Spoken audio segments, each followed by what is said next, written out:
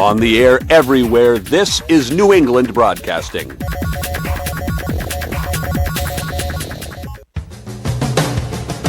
Good morning, good afternoon, good evening, good night.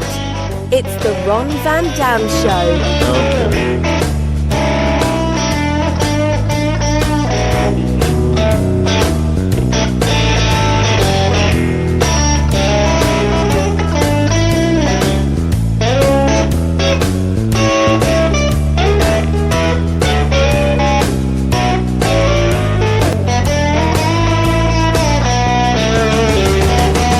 Hey, welcome to the program. It's the Ron Van Dam Show. The lady said that. Believe the lady. That's the name of the show.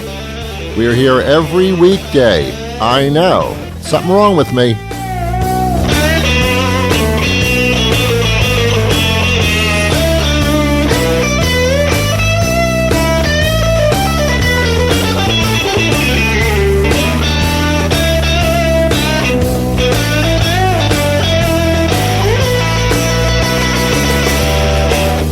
I've been doing this for nearly 30 years. That's longer than when you were born and when you last brushed your teeth. That's incredible. I deserve some type of a party. So, I'm just putting it out there, I'm just saying. Or some type of psychiatric evaluation. Just putting that out there, just saying.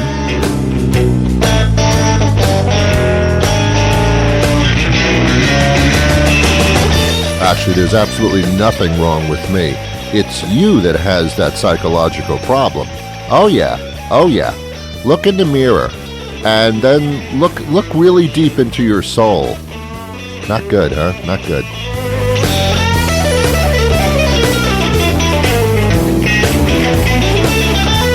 All the psychological experts say that when you leave this life, you are supposed to have contributed something.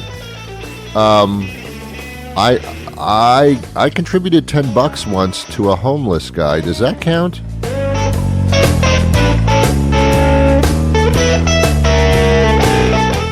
That comment was not right.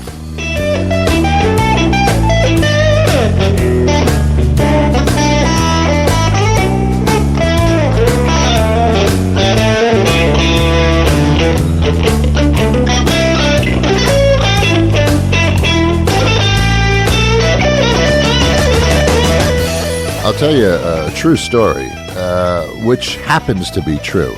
See, just because someone says, I'll tell you a true story, you immediately believe that it's true. You're so gullible. I mean, seriously. It does, just because someone says that. Look what Trump says. He says stuff and he tells you it's true. And you know it's not. You know he's lying. It's proven every time. So stop trusting people. Except me. I'm going to tell you a true story.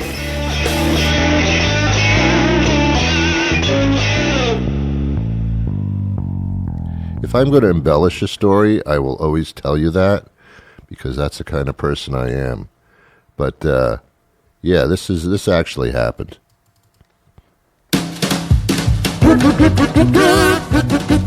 Okay, get comfortable, everybody. It's time for one of Ron's funny stories.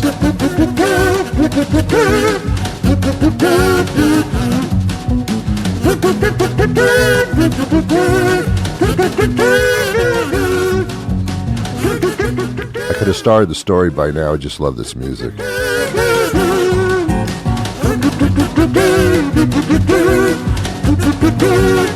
By the way, most of the music used on this show, including this, is the opening theme by Jason Shaw. I just think I should tell you that. Jason also told me that he thinks I should tell you that.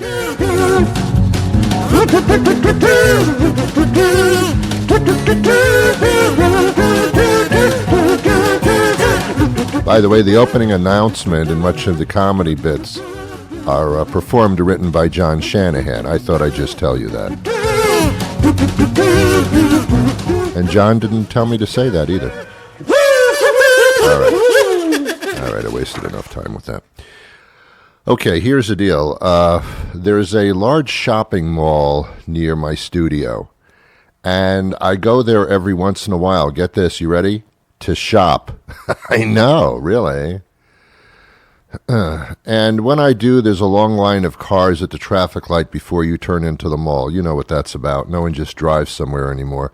Those days are over. Do you remember the days, kids, you millennials? Do you remember the days when you used to get in your car and just drive somewhere and park and go inside? Oh, no more. Everything's a line. Everything's traffic. You never just go somewhere. You have to go on your little smarty pants phone, your smart-ass phone, I'd call it. And you have to, well, how long is it going to, is there traffic to get there? How long is it going to take me to get there? I have to plan accordingly. And I have to plan if there's a little more traffic than what the GPS says. I mean, I didn't have to used to do that. I just got in the car, turned it on, which was very important, and then drove there and parked. I mean, I knew exactly how long it would take, and that's exactly how long it took every single time, unless there was construction. And when I was growing up, there was no construction. No one gave a shit. No one cares now either, yet there's construction. I don't remember what I was originally talking about. Was it about bran flakes? No, that's not it. Was it about foot fetishes? No, that's not it. Oh, yeah. So I'm on my way to the mall, and there's a line of traffic at this traffic light to turn into the mall. And I look up toward the front of the line, and there's this guy, not well dressed. He had all his limbs. I'm just saying. I just threw that in there. And he had a little cardboard sign. Nobody could read it because when you write pencil on a cardboard sign or crayon, no one sees that. You can't see that. You need a professional sign maker. But I guess if you're broke and you're collecting money, that's not the kind of, you don't have a professional sign made up. That would kind of be a giveaway that you really don't need the money.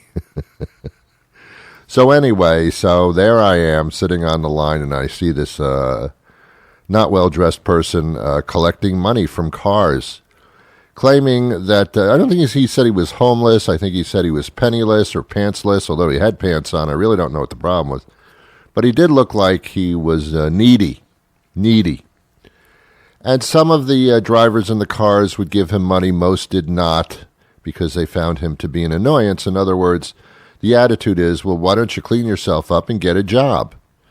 And there are plenty of jobs now, but the down-and-out person has their reasons. Perhaps they're psychological reasons. Perhaps they have a bad past, a police record that does not allow them to work anywhere. I don't know the problem.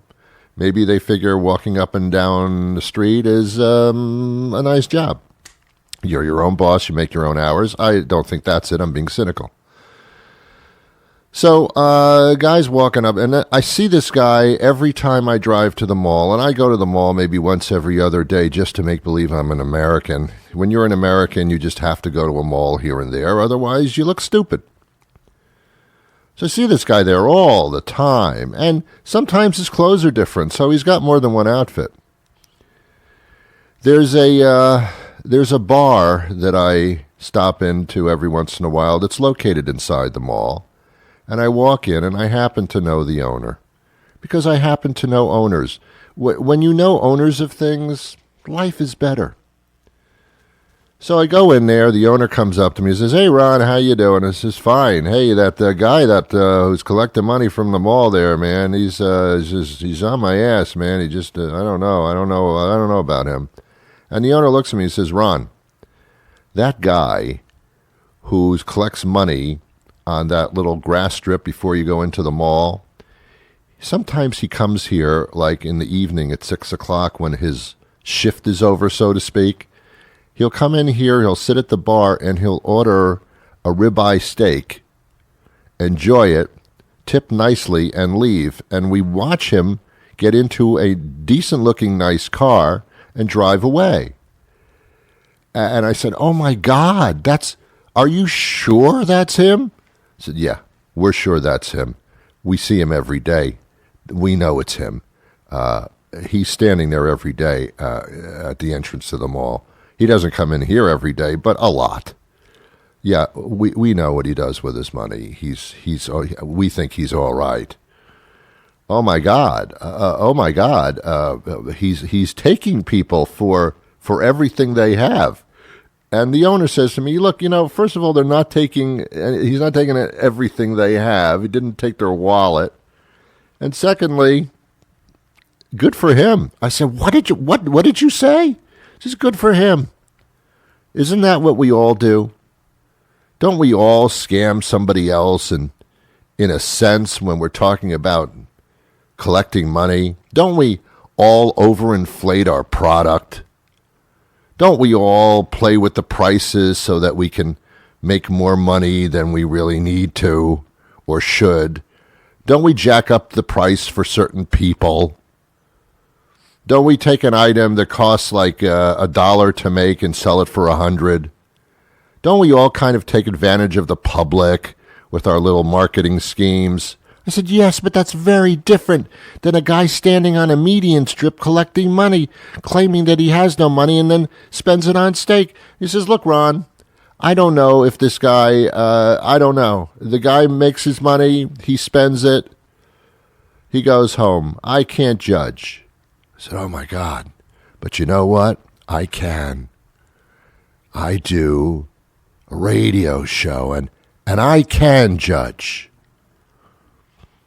Well, I used to be seethingly angry whenever I would drive by this guy. All of a sudden, I didn't see him there anymore. He was just gone. Now, maybe he moved to a nicer climate to collect money. I really don't know.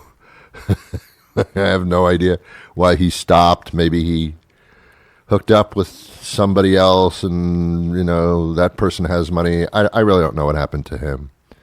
But I'm glad he's out of my face, and I hope he's doing well, in a sense. In another sense, I hope he's not doing well because he scammed me out of, I think, a total of $5. And that was the $5 I was going to give to society so that when I left this earth, I would have contributed something to make life better for somebody.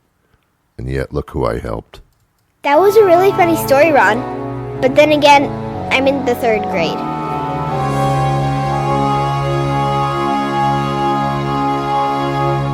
All right, well, I don't want to talk down to a 3rd grader, but it wasn't supposed to be a funny story. It was supposed to be a story that makes you think, commenting on how we do business all over the globe by deceit, smoke and mirrors, and a little bit of walking up and down a median strip. That's what I was going for, young lady, 3rd grader. But she's only in the 3rd grade. You know what else? You know what, Flor? See, I'm not a millennial. Did you know that? I'm older than a millennial. I'm a bicentennial, I think. I don't know what you call me.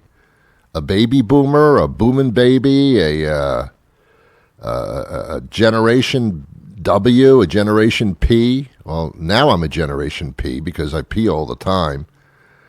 I guess that's what they should call people my age. Generation P a lot. I don't know. I don't even know anymore. I don't know. Got in my car, drove right to the place. I didn't have to wait in traffic no more. That's all done. You familiar with Cheryl Ladd? Did you ever date her? She's been in so many movies. She also was one of Charlie's Angels for a good period of time. She was the 3rd one. I don't know how you do that, 1, 2, and 3. She was the 3rd. She was the blonde. There was always a blonde. Yeah, there was a dark-haired, a brunette, and a blonde. It was basically, the show is just a display of different colored hair and hairstyles is really all that was. But fun.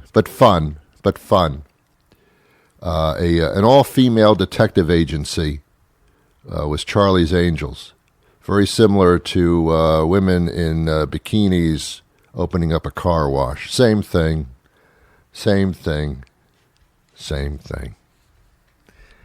Anyway, Cheryl Ladd is on the show today. She'll be joining us shortly, or she'll be standing up and joining us not shortly. And we're going to be talking about eyes. Cataracts. Eyes make me squirm.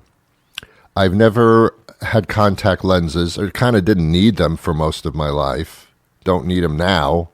I wear glasses for reading. I mean, I can read without glasses, unlike Trump, who can't read no matter what. I can read, but sometimes I enhance my eyesight by wearing glasses. And you know what's funny, kids? This has nothing to do with cataracts, by the way. Everything I say has nothing to do with what I started to talk about. That's the rule here. Let's get with the program. You know what's interesting about glasses? When I was growing up back in the 1800s, it's a joke on me. When people wore glasses in school, bullies and nasty people used to call them four eyes, which I didn't understand because they still have two eyes just with glasses on them, but four eyes apparently took off. It sounds like it's one of Trump's insults that just caught on. Like lock her up or send her back, that kind of stuff. This four eyes thing caught on, and it was incredibly hurtful to people that couldn't see very well by no choice of their own. I mean, kids weren't walking around poking their eyes with pencils so that they could wear glasses. They had to wear them. Contact lenses were very rare in those days. People wore glasses. And those that did, it was sad, man. It was sad what they had to put up with. Kids are nasty. Adults are nasty. Kids are even nastier because they don't know what the hell they're doing. Doesn't make it right. Kids are nasty. Not your kids, right? I know. Not your kids. Most kids are nasty, I should say. I should qualify. Most kids are nasty. I should qualify by saying all kids are nasty except for your kids. Otherwise, they're all nasty. Calling other kids four eyes, and it made them feel horrible. Nobody wanted to wear glasses, even though they had to, for vision purposes. Then the contact lenses became very, very popular, and I could never understand how someone could take a tiny piece of plastic that if you drop on the floor, you can never find them, unless you angle a flashlight on the carpet. Other than that, I mean, and then put that on your eye, on your actual eye. I mean, I go crazy when an eyelash gets in my eye, much less a big curved piece of plastic. I get squirmy when it comes to eyes. I hate going to the eye doctor. I know it's called optometrist. I'm not stupid. But I hate going to the eye doctor because they're fooling with my eyes, man. Leave my eyes alone. Oh, my God. It just makes me squirm. It makes me feel queasy. Now, as we sit here today, and we do sit here today, glasses are cool. What? Nobody calls people with glasses four eyes anymore. They say, "Oh, you look cool. Can I try them on?" Can I try them on? Now, when I was growing up, when a kid said, "Can I try on your glasses?" it was to make fun of you. Because the first thing they would say when they put your glasses on was, "Oh, my God, you're blind. Oh, my God, you can't see." Which made you always feel better about yourself. That's like somebody walking up to a paraplegic and saying, "Oh, my God, you can't walk." Yeah, I know that, Einstein. Thank you for making me... Thank you. But now when people say, "Oh, my God, can I try your glasses on?" These are cool. Oh, these look cool. These are nice. Some people actually wear glasses that are not prescription. They just have clear glass in them because it makes them look cool. Women like men look with glasses because it makes them look smart. And all women know that men are not smart people. But if you put glasses on, it gives that illusion. Women with glasses, sexy, man. That's sexy. An intelligent woman who looks hot? Pfft, seriously? Wonderful. Glasses are in. Whoever thought that would happen? And not not glasses that are they have the wire rim glasses and the clear frames, which is that's nice. But the glasses that are really in are the ones where they're obvious frames. They're like black horned rim glasses, so to speak, which is what they used to call them. Those are the cool looking ones. People have been wearing sunglasses forever, and those people are like ultimate cool. Just because you have a tinted lens, and we call them sunglasses, They're cool. People without tinted lenses, apparently at one point, were not cool, but now they are. So wear your glasses proud. Anyway, Cheryl Ladd is on the show. Man, that was like a 15-minute introduction. You're just wasting my time now. That's all you're doing. I'm surprised at myself. Does it ever happen to you where all of a sudden you're surprised at yourself? Like you're walking down the street and you go, hey, I'm a nice person. I just realized I'm a nice person. The only exception to the rule is Donald Trump. I hate to keep bringing his name up, but he's a poster child for so many different things, and none of them are good. I wonder if Donald Trump goes walking through the White House and says, hey, I'm the President of the United States, and I'm an asshole. I wonder if he knows he's an asshole. I think he does. I think he's the proudest person on the planet because he's a successful asshole. If you gave him an award for Asshole of the Year, he would say thank you and may even shed a tear in gratitude. That's how much of an asshole he is. Cheryl Ladd joins us. We're going to be talking about eyes and cataracts and all that kind of stuff. So will you join me for that? I think that'll be kind of interesting. It's something I want to listen to. I'll tell you about that. Do you like to drink? Hey, are you looking for wine? You got a party coming up or something? Special occasion stuff, and you need wine? Well, you need to come on over to Jimmy's Wine-O-Rama and get some. I'm Jimmy. Hey, how are you? I've got all the best wine, and I have personally tried each and every one of them a number of times because I'm Jimmy. Hey, how are you? Jimmy's Wine-O-Rama, that's me, and it's the place to get wine. I'm an expert. We have specials this week. Cabernet Sauvignon. It's red wine, and it's like $10. Or maybe you want to be drinking Pinot Perino. It's white, chicks like it, and it's $7. So you come here. It's Jimmy's Wine-O-Rama. It's wine, bunch of it. I'm Jimmy, and I may have a problem, but you won't have any problem saving money on wine at Jimmy's Wine-O-Rama. I'm Jimmy. Hey, how are you? I think I already said that. Did I say that already? I said that already. Hi, Ron. Good morning. Good morning to the both of you. Dr. Edward Holland is joining us, the Director of Cornea Services at Cincinnati Eye Institute and Professor of Ophthalmology at the University of Cincinnati. He's done far more with his life than I have. And Cheryl Ladd, it's Cheryl Ladd. So there you go. Well, welcome to the both of you.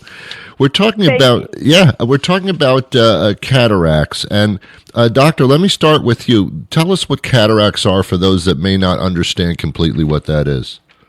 Cataracts are a cloudiness of the lens. So the lens is the focusing structure of the eye. It is located behind the iris, the color part of the eye. So when you look at somebody and you see their eye color, blue or green or brown, that's the iris. Immediately behind that is the lens. And as we get older, that lens becomes more and more cloudy, and you start losing the focusing and clarity of your vision. All right. Now, this is something that happens through age, usually? The vast majority of cataracts are related to age. We can see cataracts from trauma and from certain medical conditions, but far and away, aging is the most common cause of cataracts. And so we see that, as the population is living longer, we're seeing more and more cataracts. It's estimated that there are 24 million Americans with cataracts in this year, and that this number is going to go to 30 million by 2020. Wow. It's also estimated that by the time you're 80 years old, half of the U.S. population has cataracts or have had their cataracts removed. So extremely common. Okay, yes. We want so much for people to to get on a website called your Cataract IQ.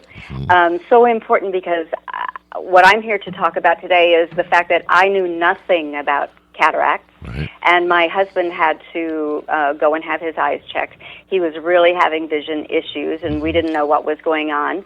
Went to a doctor, sat in a room. Yes, they have to be removed, and all of this information just came pouring out of him, and it was overwhelming because neither of us had a clue what it was. Could it be prevented? We didn't know anything.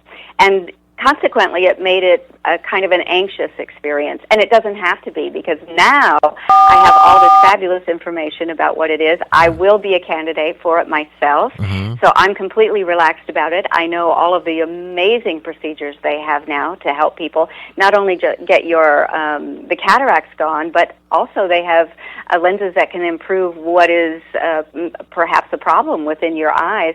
So you literally can have eyesight back the way you had it as a child, as a kid, as a young person. You can have young eyes. It's like getting brand new eyes. It's like robots. But that's the great news, because I know that it wasn't long ago that cataract surgery was something that was, you had to consider it. There was some danger to it. Now, I mean, the medical technology is incredible. Ron, you're absolutely right. So if we think back to the way cataract surgery was performed a couple decades ago, we used to admit patients into the hospital for several days. They had multiple sutures to close this very large incision. We didn't have implants like we have today. Their activity was restricted for about a month. Now you fast forward to medical breakthrough now. Our incision is 2 millimeters or less. There are no sutures. We have over a 98% success rate, and the vast majority of patients can go back to full activity within 24 hours. They can jog, they can pick up their grandkids, they can go hit a golf ball the day after cataract surgery. Isn't that amazing? It is amazing. Doctor, does it also correct your eyesight to some extreme? Well, as Cheryl was talking about, there are other conditions, and the most common other condition we manage at the time of cataract surgery is astigmatism. Astigmatism means that the cornea, which is the clear window in front of the eye, is not symmetric. And about half of cataract patients have astigmatism. If we pick an intraocular lens that manages the astigmatism at the same time, the patient will then not need glasses for distance. So it is a way to even get them better vision than they had before they developed cataracts. Actually, it's funny. My wife says, I hope someday that I have to have cataract surgery. And I said, my God, that's horrible. Why would you hope it's surgery? Because I'd be able to see better. And I said, well, my God, this is like turned around completely now. It is, actually. It's pretty exciting. It's such an exciting breakthrough with our abilities now to have our eyes back. And, as you think about getting older, one of the biggest difficulties for people as they age is falling. Well, a lot of these falls are caused by people who have cataracts, who are not seeing as well as they used to see, and just as a sheer safety measure for being able to get around and see where you're walking and see what the conditions are. And it's just exciting. I feel very excited about it, that I am living in a time in which when I have to have it done, my sight will be improved. Yeah. Now, Cheryl, tell me about this cataract eye quiz. Well, you know how, I don't know about you, but women love to do all these little quizzes on the internet. So they were brilliant enough to say, let's make a quiz where people can get on and answer questions and find out what they actually know about cataracts. And since I was one of those people that I knew had heard the word before, but that was about the extent of my knowledge. So it's a fun thing to do. It'll open the door to some understanding of it, because even if you don't have cataracts right now, there's a very good chance that we will, if we all live long enough, we will have it. And so you might as well know your options and know how it goes. And it's not nearly as terrifying as it was 30 years ago. It was really a big deal. And now it's not that it's not a big deal, but the big deal about it is that you get your eyesight back. That's what the big deal is. Cheryl, was your husband going to the optometrist because he had vision concerns, or because he was going annually anyway? Well, he since he married me, I have to tell you, I find that men, and I don't know if I talk to other women, true. and they say they can't get their husbands to the doctor. So I've been kind of nudging and nudging It's and nudging. true. So yeah, and you know, then it got to the place where he really knew he had to go see the doctor, that something was going on with Yeah. his vision, and it became unavoidable. But it doesn't have to be. You just go have your eyes checked, Yeah. see where you are. You know, on this scale of, you may not have any sign of it yet. You might have years to go, but everyone should get that base view of what your eyes No are doing and where you question. are, and it's good for you. Yeah, You know, Ron, there's this misconception that as you age, you should accept loss of vision. Right. And some patients just feel like, I'm getting older, I shouldn't see like I did when I was younger. Yeah. And that's not the case. You know, we have an operation that has an over 98% success rate, and you don't have to accept the fact that you're losing vision. You don't have to give up night driving. You don't have to give up reading. You don't have to give up all your hobbies.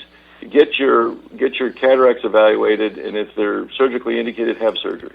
Well, I mean, that's kind of the message from the both of you that I'm getting. And I do tons of interviews with doctors all the time. And the bottom line is, my God, get annual checkups. Go to the optometrist, the quote-unquote eye doctor, on an annual basis, certainly when you reach a certain age. But even as young adults, do the same thing. Go to a dermatologist when you reach a certain age. Make sure you get colon screened at a certain age. I mean, why not do that stuff? And some people just don't do it, and it's unfortunate. Well, Ron, you're exactly right. You know, anybody over the age of 50 should have an eye exam every year. Not only do we worry about cataracts, and unfortunately, if that's your problem, we have a great treatment. Yeah. But there's other problems more complex, like glaucoma and macular degeneration, that need to be diagnosed early, not late, because our outcomes aren't the same. So we do need proper screening of people, Absolutely. and they should see their eye care professional every year. Right, especially... Ron, can I just throw one thing in also, that there are going to be some young people listening to you, and people will say, well, I don't have to worry about it, but we all have grandparents. We all have, people in our lives that we care about that are older, who won't necessarily be on the internet to take this quiz. Take it for them. Take it to them. Give them the information.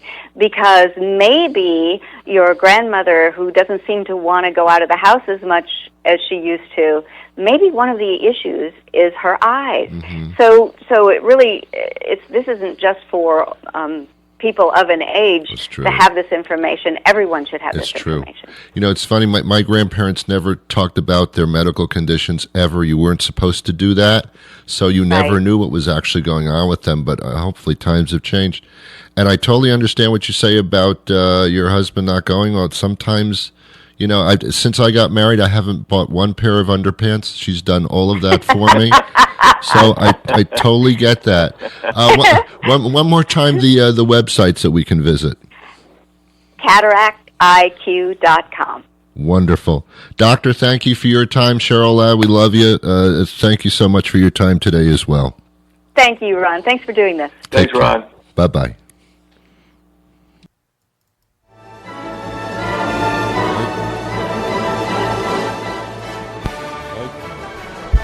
Thank you so much for your time today. Time well spent, I think. You? No? All right. We have that little disagreement going then. I'll be back again tomorrow with a brand new show. Thank you to my guests, the good doctor, the good Cheryl Ladd. Thank you to John Shanahan and my good friend Jason Shaw and Nicole, the British babe who books guests for me, and my mother who gave birth to me. This is all your fault.